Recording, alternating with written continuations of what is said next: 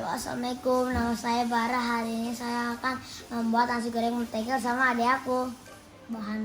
Bahan-bahan yang digunakan untuk membuat nasi goreng mentega. Pertama ada nasi, telur, mentega, garam.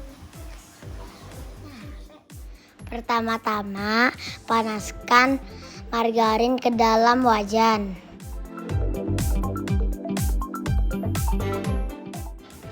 Kedua, masukkan telur ke dalam wajan. Ketiga, aduk telur secara kasar.